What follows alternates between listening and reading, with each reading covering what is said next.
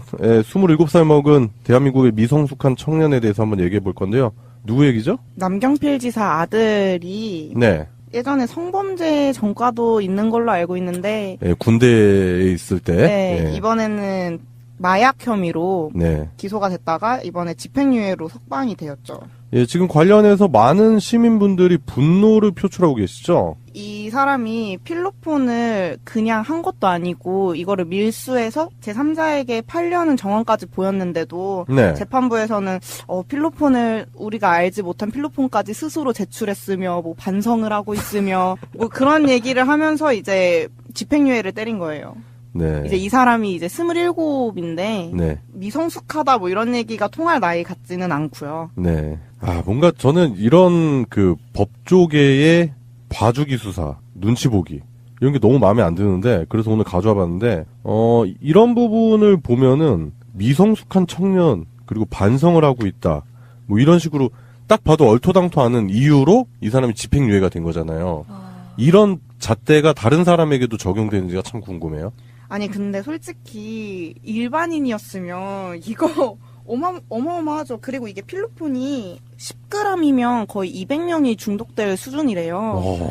이게 마약은 정말 조그만 양의 엄청난 값이잖아요. 네. 그렇기 때문에 이런 기사가 계속 나오면은 사실 청소년들이나 정말로 미성숙할 수도 있는 그런 어린 친구들이 쉽게 시도를 해볼 수도 있을 것 같아요. 사실 외국에 나갔을 때는 접근성이 훨씬 쉽잖아요. 한국에서보다. 네. 이 사람도 외국에서 이제 하다가 가지고 들어온 경우인데 그냥 집행유예 되네? 걸려도 약간 그 정도밖에 안 되네? 라는 생각으로 쉽게 접근을 할 수밖에 없을 것 같아요.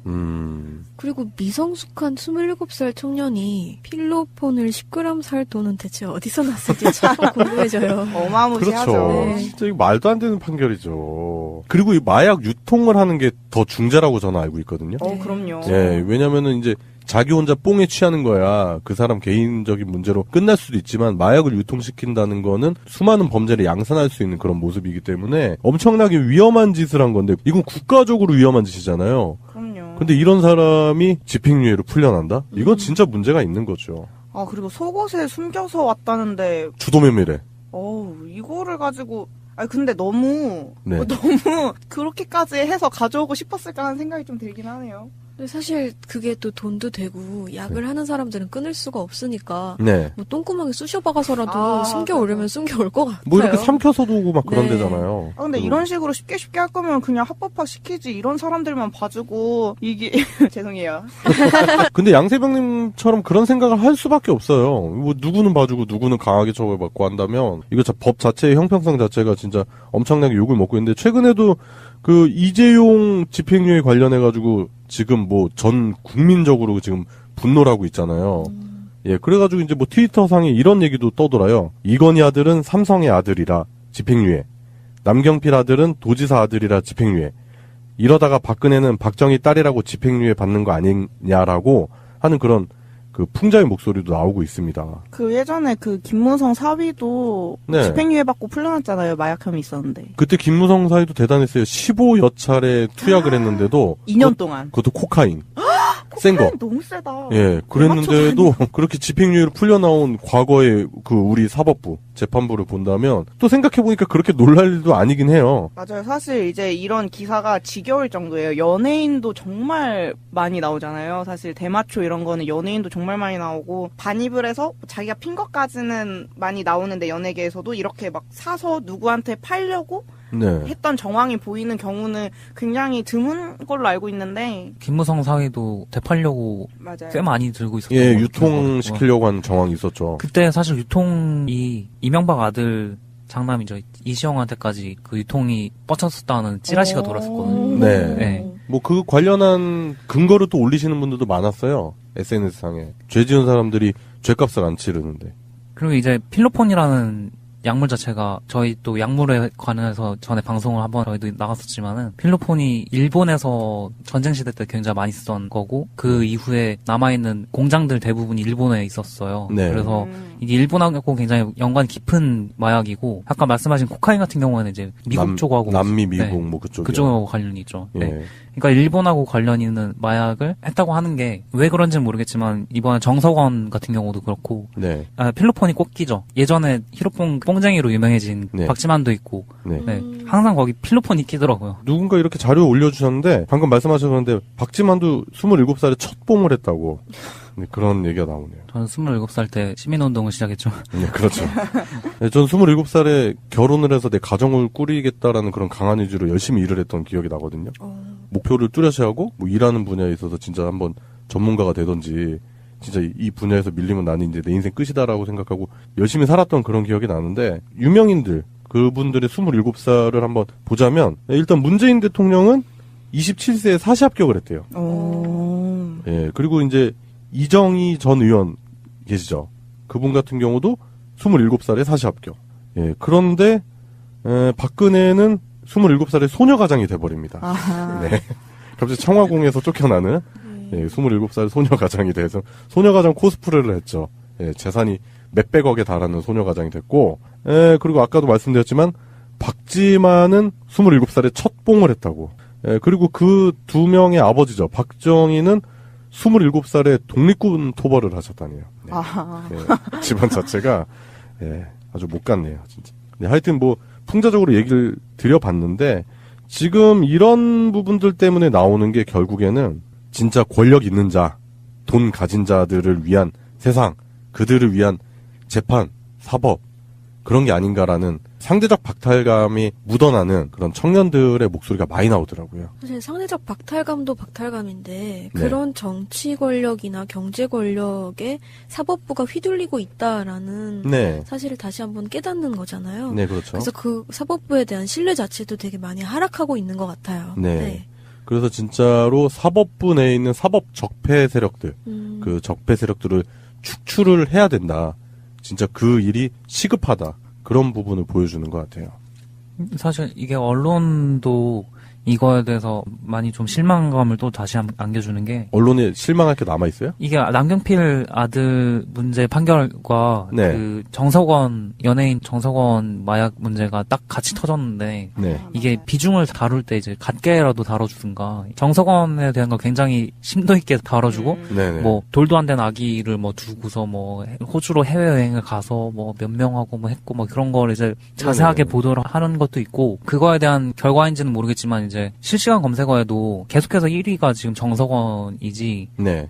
남경필 아들에 대한 거는 실검 순위에 잠깐 올라갔다 내려가고 다시 내려가고 잠깐 올랐다 내려가고 이 정도 수준밖에 안 돼요. 네. 맞아요. 그것도 너무 실망스럽네요. 항상 정치 문제를 연예계 이슈로 덮으려는 그런 양상이 여기서도 똑같이 보이는 것 같고. 근데 경중을 굳이 따지자면은 지금 봤을 때 뭐 아까 이제 김무성 사위라든지 남경필 아들 그리고 정석원 씨 이렇게 세 명을 비교해 봤을 때 정석원 씨는 이제 현재 가서 단순 투약으로 끝낸 케이스잖아요. 네. 근데 남경필 아들이나 김무성 사위 같은 경우는 그거를 운반을 했단 말이에요. 그러면은 분명히 마약 조직이랑 연관이 있을 수 있잖아요. 네. 그럼요. 이거는 진짜 전 세계적으로 마약은 진짜 전 세계 범죄잖아요. 그렇기 때문에 그런 마약 공급책이라든지 그런 부분도 수사가 같이 병행이 됐었어야 되는 부분인데 그런 부분도 그냥 쑥 하고 날아가는 그런 일이 되는 것 같아요. 그래서 이런 일이 계속 일어나겠죠. 네. 이렇게 바뀌지 않을 것 같네요. 이렇게 사법부가 이런 판결을 내린 걸 보니까. 네, 그래도 이제 뭐 새 정부의 그 사법 개혁이라든지 이런 부분에 대해서 뭐 그런 부분이라도 기대를 걸어야 되지 않겠나 그런 생각이 듭니다. 예, 그래요. 27살의 미성숙한 청년. 예. 아버지를 잘 둔 미성숙한 청년에 대한 이야기를 해봤습니다. 은행의 채용 비리에 대해서 취준생의 입장에서 얘기를 한번 해보려고 합니다. 열받는 일이죠. 완전 열받죠. 제 친구들 중에서도 은행권 취업하려고 준비한 애들 엄청 많은데 네. 이게 요즘 은행권이 채용 비리 문제로 뒤숭숭한데 사실 은행뿐만이 아니라 최근에 그 네. 강원랜드 채용 비리에서는 전체 직원의 6%가 넘는 그 말도 안 되는 거잖아요. 그런 239명의 사람들이 채용 부정으로 밝혀졌고 네. 또 세종시 공공기관 세 곳에서도 채용 비리가 밝혀지는 등 굉장히 뿌리 깊은 그런 관행들이 나오고 있어요. 네. 근데 이제 제가 말씀드리려는 거는 지난해 12월에서 올해 1월까지 그 계속 이루어졌던 금융감독원 조사에서 은행권의 채용 비리 사례들이 언급이 되기 시작하면서 이게 처음에는 5군데를 얘기를 했었지만 이제는 전 금융권으로 점점 퍼지고 있는 양상이 보이고 있어요. 네. 그래서 그런 걸 보면서 이제 제가 얘기했던 취준생 친구들이 굉장히 절망하고 또 분노하고 있는데 그 금감원에서 조사에서 파악된 그 5개 은행의 채용 비리에서 의심되는 사례가 총 22건이 이번에 나왔대요. 근데 그 중에 그 우리은행은 2015년부터 2017년까지 37명의 VIP 리스트를 관리했고, 그리고 하나은행하고 국민은행에서도 채용 관련 특별관리 대상 리스트 명단, 그러니까 말하자면 VIP 리스트랑 똑같은 거죠. 네. 그 명단을 두고 거기에 각각 그 55명, 20명의 이름이 발견된 상황인 거예요. 그래서 하나씩 보면은 우리은행 같은 경우에는 실제로 그 작년 17년도에 우리은행 면접을 봤던 취준생이 했던 인터뷰를 봤는데, 그 지난해 국감에서 채점을 연필로 해서 수정한 정황이 있다면서 국회의원들을 질타하는 그런 모습을 봤었는데, 실제로 자기가 면접을 볼 때도 면접관들이 연필을 쓰고 있었다라고 얘기를 하면서 그 추후 수정 가능성에 대한 의심을 충분히 해볼 수 있다 이런 얘기도 했었고, 네. 그 국민은행 같은 경우에는 특히 굉장히 이슈였던 게 그 KB 금융지주 윤종규 회장의 증손녀가 이 특별관리 리스트에 포함이 돼 있어서 논란이 굉장히 컸어요. 대놓고 하네. 네, 정말 대놓고 다른 금융권을 어떻게 친한금융병에 넣어주지도 않고 바로 KB로 넣어줘가지고 실제로 증손녀가 서류랑 1차에서 최하위권을 받았대요. 근데 2차 면접에서 최고점을 갑자기 받아서 최종 4등으로 합격하는 등 그런 채용 정황이 드러났는데, 이제 가장 이슈가 되고 있는 거는 하나은행이에요. 사실 KB 하나은행 같은 경우에는 네. 아까 금융감독원 조사에서 파악된 채용비리 의심 사례가 22건이라고 했잖아요. 네. 그중에 절반이 넘는 13건이 전부 하나은행에서 이루어진 것으로 나타났고요.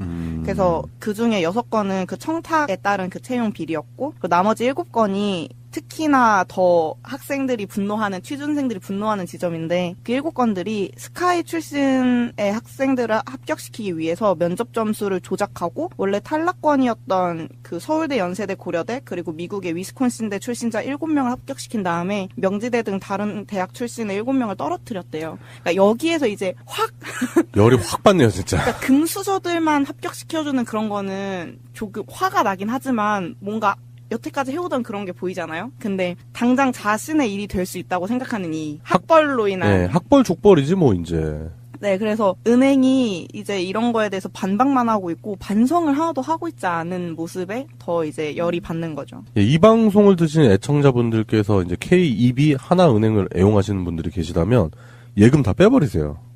진짜 몹쓸 놈들이네. 이거 그런다고 끄떡이는 할까 모르겠어요, 이 사람들이. 그 하나은행 측의 해명을 한번 보자면, 이게 심상정 의원이 올린 거를 봤는데, 하나은행 측에서 그 연세대랑 고려대 출신의 지원자 임원 면접 점수를 조정한 거를 네. 왜 그렇게 조정했냐고 물어보니까, 하나은행 쪽에서는 입점대학이기 때문에 그 더 많이 줬다라고 얘기를 했대요.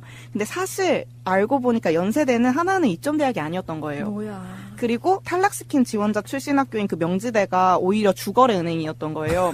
그러니까 되도 안 되는 거짓말, 금방 뽀록날 거짓말로 이거 그냥 어디서 개구라야. 네, 그냥 약을 팔아 어디서 이씨. 넘겨버린 거죠. 네. 그리고 그거 말고도 하나은행에서 그 서울대 출신의 2명의 점수를 조작해서 합격시킨 이유를 물어보니까 우수 인재 채용을 위한 거라고 그냥 밝혀버렸대요. 너무 당당하지 않아요? 아니 우수인재? 뭔 기준으로 우수인재요? 그래서 서울대 출신이면 다 우수 인재냐고 얘기를 했지만 답변이 아주 예술이에요. 서울대 출신이 하나도 합격이 안 돼. 우수 인력인 서울대 출신이 합격시켰다라고 해명을 했대. 이게 말인가요? 야, 아닌가요? 이런 생각을 가지고 뭐 전 세계 금융에 어쩌고저쩌고 하면서 그런 광고를 내? 그러니까 공개 채용의 의미를 전혀 모르고 있는 분이고, 요즘에 정부에서 그 블라인드 채용이니 뭐니 얘기를 그렇게 하는데도 눈 가리고 아웅을 하고 있는 진짜 너무 구태의연한 모습이에요. 네, 너무 당당해요. 네. 그리고 마지막으로 그 해외대 위스콘신대 출신 지원자는 왜 점수를 조작해서 합격시켰냐라고 물어보니까 정상적인 절차를 통해 합격한 걸로 알고 있는데 왜 점수를 조정했는지는 잘 모르겠습니다라고 대답을 했대요. 뭔 개소리냐? 그러니까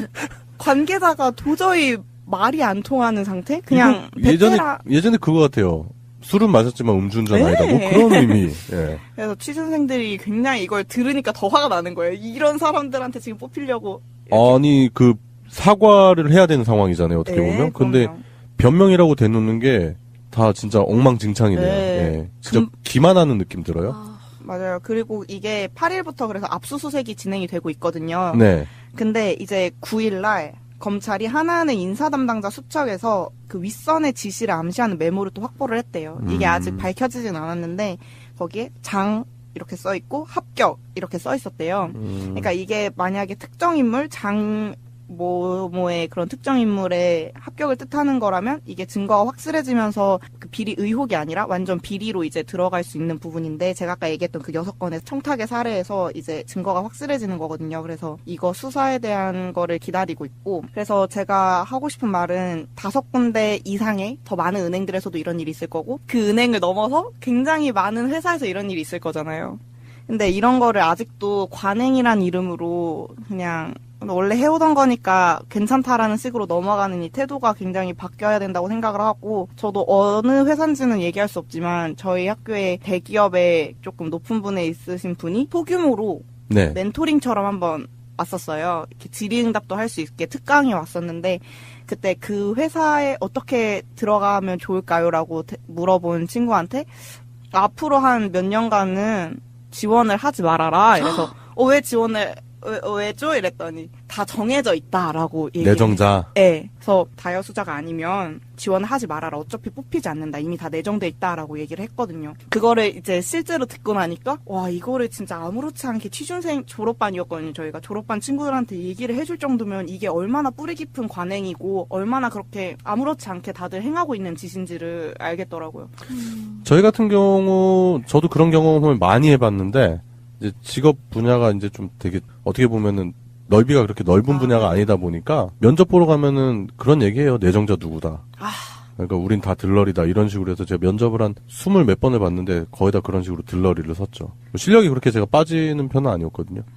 근데 내정자들 문제는 진짜 어제 오늘 얘기는 아닌 것 같아요. 근데 사실 내정자가 있으면 사실 뭐 경력직을 뽑을 때도 그렇고 사람들 포트폴리오 보고 그냥 윗사람이 마음에 들면 그냥 뽑을 수 있는 거잖아요. 네. 그런 거는 뭐 민간 기업이니까 상관이 없는데 공개 채용이라고 열어놓고 취준생들이 맞아. 기만하는 행위가 문제인 거죠. 그냥 내정자가 있으면 그냥 그 사람들 뽑아서 쓰시던가. 그러니까 나도 그 다 지원했던 게 공개 채용이었거든. 네, 공개 채용에서 내정자를 만드는 게 진짜 말이 안 되는 거죠. 네, 자꾸 그런 식으로 제가 겉돌다 보니까 이렇게 삐딱한 40대가 되는 거예요. 성격 지랄.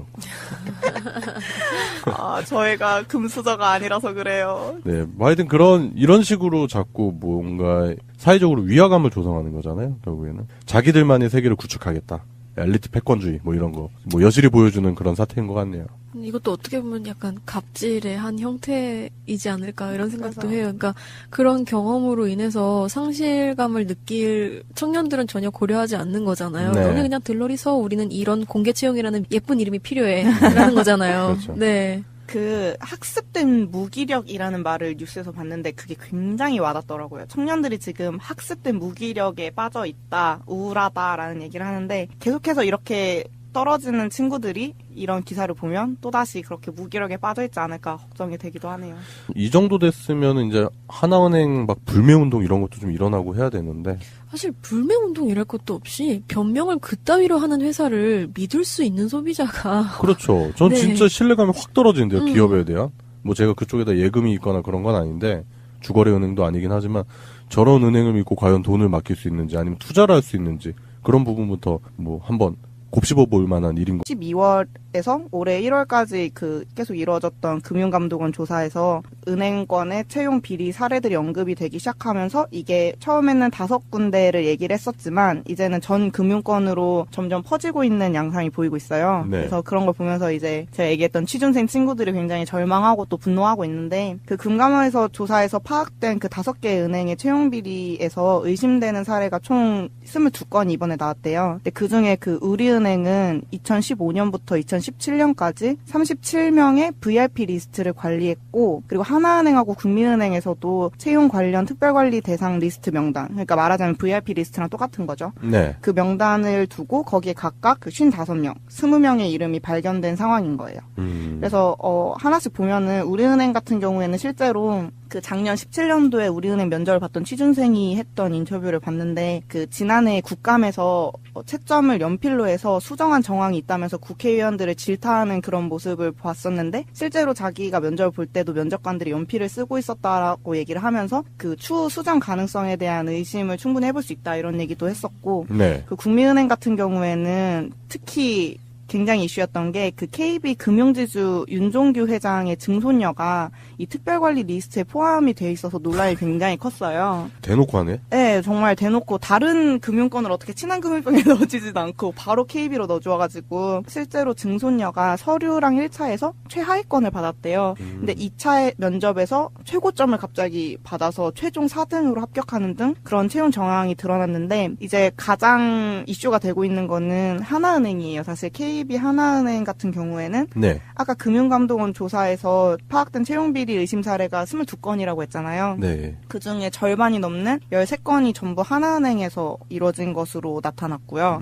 그래서 그중에 6건은 그 청탁에 따른 그 채용 비리였고 그 나머지 7건이 특히나 더 학생들이 분노하는, 취준생들이 분노하는 지점인데 그 7건들이 스카이 출신의 학생들을 합격시키기 위해서 면접 점수를 조작하고 원래 탈락권이었던 그 서울대, 연세대, 고려대 그리고 미국의 위스콘신대 출신자 7명을 합격시킨 다음에 명지대 등 다른 대학 출신의 7명을 떨어뜨렸대요. 그러니까 여기에서 이제 확 열이 확 받네요, 진짜. 그러니까 금수저들만 합격시켜주는 그런 거는 조금 화가 나긴 하지만 뭔가 여태까지 해오던 그런 게 보이잖아요. 근데 당장 자신의 일이 될 수 있다고 생각하는 이 학벌로 인한 네, 학벌 족벌이지 뭐 이제.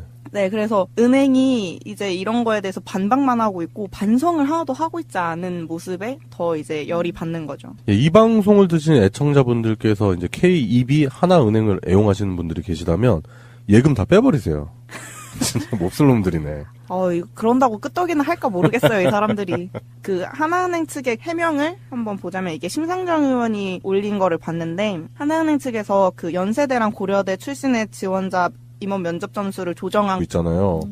예, 그래가지고 이제 뭐 트위터상에 이런 얘기도 떠돌아요. 이건희 아들은 삼성의 아들이라 집행유예. 남경필 아들은 도지사 아들이라 집행유예. 이러다가 박근혜는 박정희 딸이라고 집행유예 받는 거 아니냐라고 하는 그런 그 풍자의 목소리도 나오고 있습니다. 그 예전에 그 김무성 사위도 네. 집행유예 받고 풀려났잖아요. 마약 혐의 있었는데. 그때 김무성 사이도 대단했어요. 15여 차례 투약을 했는데도 2년 동안. 그것도 코카인. 센 거. 너무 세다. 예, 그랬는데도 그렇게 집행유예로 풀려나온 과거의 그 우리 사법부, 재판부를 본다면 또 생각해보니까 그렇게 놀랄 일도 아니긴 해요. 맞아요. 사실 이제 이런 기사가 지겨울 정도예요. 연예인도 정말 많이 나오잖아요. 사실 대마초 이런 거는 연예인도 정말 많이 나오고 반입을 해서 자기가 핀 것까지는 많이 나오는데 연예계에서도 이렇게 막 사서 누구한테 팔려고 네. 했던 정황이 보이는 경우는 굉장히 드문 걸로 알고 있는데 김무성 사위도 되팔려고 맞아요. 꽤 많이 들고 있었던 예, 것 유통시키려고 하는 정황이 있었죠. 그때 사실 유통이 이명박 아들 장남이죠. 이시영한테까지 그 유통이 뻗쳤었다는 찌라시가 돌았었거든요. 네. 네. 뭐 그 관련한 근거를 또 올리시는 분들도 많았어요. SNS상에. 죄 지은 사람들이 죄값을 안 치르는데. 그리고 이제 필로폰이라는 약물 자체가 저희 또 약물에 관해서 전에 방송을 한번 저희도 나갔었지만은 필로폰이 일본에서 전쟁 시대 때 굉장히 많이 쓰던 거고 그 이후에 남아있는 공장들 대부분이 일본에 있었어요. 네. 그래서 이게 일본하고 굉장히 연관이 깊은 마약이고 아까 말씀하신 코카인 같은 경우에는 이제 미국 쪽하고 남미 미국 네, 뭐 그쪽이요. 그쪽하고 관련이 있죠. 예. 네. 그러니까 일본하고 관련 있는 마약을 했다고 하는 게 왜 그런지는 모르겠지만 이번에 정석원 같은 경우도 그렇고 네. 필로폰이 꼭 끼죠. 예전에 히로폰 뽕쟁이로 유명해진 네. 박지만도 있고 네. 네, 항상 거기 필로폰이 끼더라고요. 누군가 이렇게 자료 올려주셨는데 방금 말씀하셨는데 박지만도 27살에 첫 뽕을 했다고. 네, 그런 얘기가 나오네요. 저는 27살 때 시민운동을 시작했죠. 네, 그렇죠. 네, 저는 27살에 결혼을 해서 내 가정을 꾸리겠다라는 그런 강한 의지로 열심히 일을 했던 기억이 나거든요. 목표를 뚜렷이 하고 뭐 일하는 분야에 있어서 진짜 한번 전문가가 되던지 진짜 이 분야에서 밀리면 나는 이제 내 인생 끝이다라고 생각하고 열심히 살았던 그런 기억이 나는데 유명인들 그분들의 27살을 한번 보자면 일단 문재인 대통령은 27세에 사시 합격을 했대요. 예, 그리고 이제 이정희 전 의원 계시죠. 그분 같은 경우도 27살에 사시 합격. 예, 그런데 박근혜는 27살에 소녀가장이 돼버립니다. 아하. 네. 갑자기 청와공에서 쫓겨나는 27살 소녀가장이 돼서 소녀가장 코스프레를 했죠. 예, 재산이 몇백억에 달하는 소녀가장이 됐고 그리고 아까도 말씀드렸지만 박지만은 27살에 첫 뽕을 했다고. 예, 그리고 그 두 명의 아버지죠. 박정희는 27살에 독립군 토벌을 하셨다네요. 네. 아하. 예, 집안 자체가 아주 못 갔네요, 진짜. 네, 하여튼 뭐 풍자적으로 얘기를 드려봤는데 지금 이런 부분들 때문에 나오는 게 결국에는 진짜 권력 있는 자, 돈 가진 자들을 위한 세상, 그들을 위한 재판, 사법 그런 게 아닌가라는 상대적 박탈감이 묻어나는 그런 청년들의 목소리가 많이 나오더라고요. 사실 상대적 박탈감도 박탈감인데 네. 그런 정치 권력이나 경제 권력에 사법부가 휘둘리고 있다라는 네, 사실을 다시 한번 깨닫는 거잖아요. 네 그렇죠. 그래서 그 사법부에 대한 신뢰 자체도 되게 많이 하락하고 있는 것 같아요. 네. 그래서 진짜로 사법부 내에 있는 사법 적폐 세력들, 그 적폐 세력들을 축출을 해야 된다. 진짜 그 일이 시급하다. 그런 부분을 보여주는 것 같아요.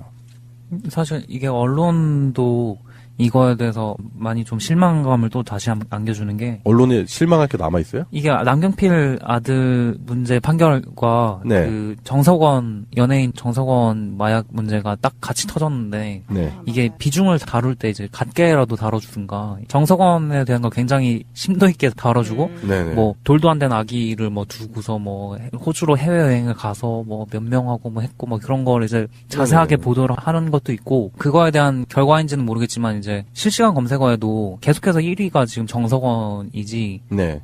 남경필 아들에 대한 거는 실검 순위에 잠깐 올라갔다 내려가고 다시 내려가고 잠깐 올랐다 내려가고 이 정도 수준밖에 안 돼요. 네. 맞아요. 그것도 너무 실망스럽네요. 항상 정치 문제를 연예계 이슈로 덮으려는 그런 양상이 여기서도 똑같이 보이는 것 같고. 근데 경중을 굳이 따지자면은 지금 봤을 때 뭐 아까 이제 김무성 사위라든지 남경필 아들 그리고 정석원 씨 이렇게 세 명을 비교해 봤을 때 정석원 씨는 이제 현재 가서 단순 투약으로 끝낸 케이스잖아요. 네. 근데 남경필 아들이나 김무성 사위 같은 경우는 그거를 운반을 했단 말이에요. 그러면은 분명히 마약 조직이랑 연관이 있을 수 있잖아요. 네. 그럼요. 이거는 진짜 전 세계적으로 마약은 진짜 전 세계 범죄잖아요. 그렇기 때문에 그런 마약 공급책이라든지 그런 부분도 수사가 같이 병행이 됐었어야 되는 부분인데 그런 부분도 그냥 쑥 하고 날아가는 그런 일이 되는 것 같아요. 그래서 이런 일이 계속 일어나겠죠. 네. 이렇게 바뀌지 않을 것 같네요. 이렇게 사법부가 이런 판결을 내린 걸 보니까. 네, 그래도 이제 뭐 새 정부의 그 사법 개혁이라든지 이런 부분에 대해서 뭐 그런 부분이라도 기대를 걸어야 되지 않겠나 그런 생각이 듭니다. 예, 그래요. 27살의 미성숙한 청년. 예.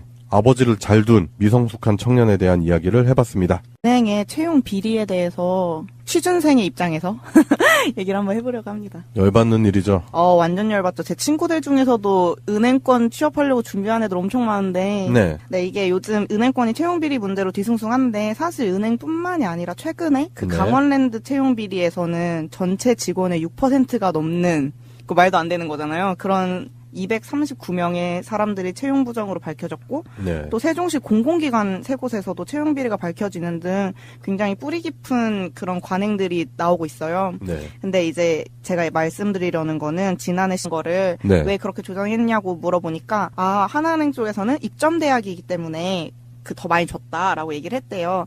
근데 사실 알고 보니까 연세대는 하나는 입점대학이 아니었던 거예요. 뭐야. 그리고 탈락시킨 지원자 출신 학교인 그 명지대가 오히려 주거래 은행이었던 거예요. 그러니까 되도 안 되는 거짓말, 금방 뽀록날 거짓말로 이거 그냥 어디서 개구라야? 네, 그냥 약을 팔어 어디서? 이씨. 넘겨버린 거죠. 네. 그리고 그거 말고도 하나은행에서 그 서울대 출신의 2명의 점수를 조작해서 합격시킨 이유를 물어보니까 우수 인재 채용을 위한 거라고 그냥 밝혀버렸대요. 너무 당당하지 않아요? 아니 우수인재? 뭔 기준으로 우수인재요? 그래서 서울대 출신이면 다 우수 인재냐고 얘기를 했지만 답변이 아주 예술이에요. 서울대 출신이 하나도 합격이 안 돼. 우수 인력인 서울대 출신을 합격시켰다라고 해명을 했대. 이게 말인가요? 야, 아닌가요? 이런 생각을 가지고 뭐 전 세계 금융에 어쩌고저쩌고 하면서 그런 광고를 내? 그러니까 공개 채용의 의미를 전혀 모르고 있는 분이고 요즘에 정부에서 그 블라인드 채용이니 뭐니 얘기를 그렇게 하는데도 눈 가리고 아웅을 하고 있는 진짜 너무 구태의연한 모습이에요. 네, 너무 당당해요. 네. 그리고 마지막으로 그 해외대 위스콘신대 출신 지원자는 왜 점수를 조작해서 합격시켰냐라고 물어보니까 정상적인 절차를 통해 합격한 걸로 알고 있는데 왜 점수를 조정했는지는 잘 모르겠습니다라고 대답을 했대요. 뭔 개소리냐? 그러니까 관계자가 도저히 말이 안 통하는 상태? 그냥 이거 베테랑 예전에 그거 같아요. 술은 마셨지만 음주운전 네. 아니다. 뭐 그런 의미. 예. 그래서 취준생들이 굉장히 이걸 들으니까 더 화가 나는 거예요. 이런 사람들한테 지금 뽑히려고. 아니 그 사과를 해야 되는 상황이잖아요. 어떻게 네, 보면. 근데 그럼요. 변명이라고 대놓는 게 다 진짜 엉망진창이네요. 네. 예. 진짜 기만하는 느낌 들어요.